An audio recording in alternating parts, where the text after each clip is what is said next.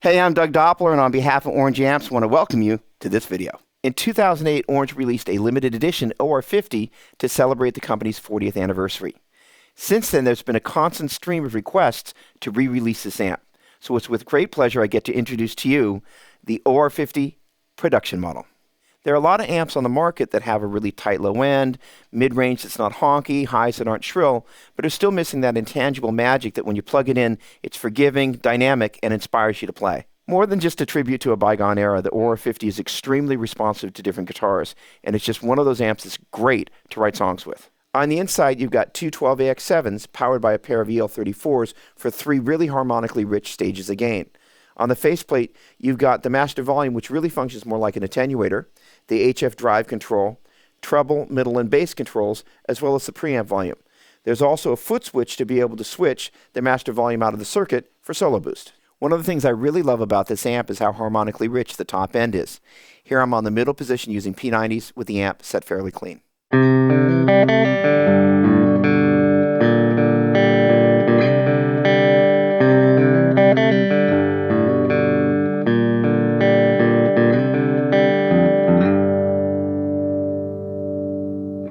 Back in the day, a lot of players would use the preamp section of an Echoplex to overdrive the front end of their amplifier to get their tone.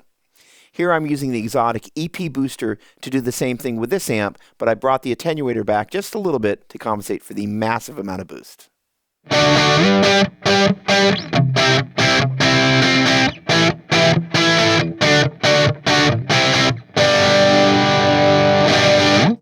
I brought the attenuator back up, and before I change the other settings on the amp, I want to go through some single coil sounds. I'm going to be using the Doppler faux spring reverb and the BB preamp from Exotic to do that. I'm going to start off with just the reverb, and you'll hear when I kick in the BB preamp.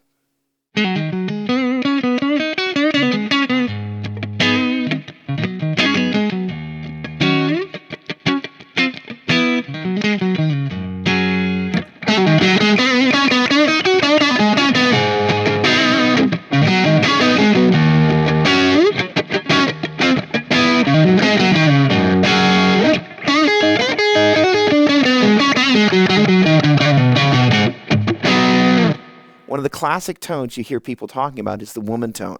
And the Joan Jett signature model from Gibson into the front end of the OR50 really gets us in the ballpark.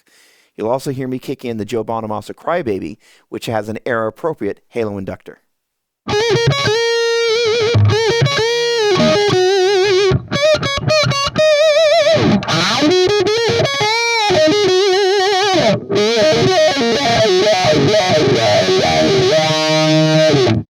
In the 70s and 80s, there was a guitar player who played a Flying V who had some of the best guitar tone of all time and was a huge influence on a number of today's most outstanding players.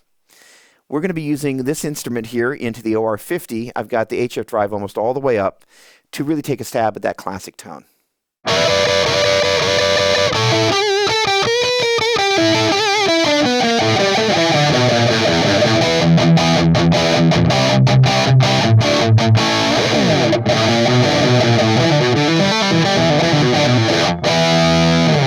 For all the demos you just heard, I've been using this Orange PPC 412A cabinet. That's a slant cabinet mic'd with a CAD E100S microphone. As I was doing the demos, I kind of started off with slant, moved to my preferred straight cabinet, and moved back to the slant because I found that it was just voiced a little bit better for this head. On behalf of Orange Amps, just want to thank you for checking out the OR50.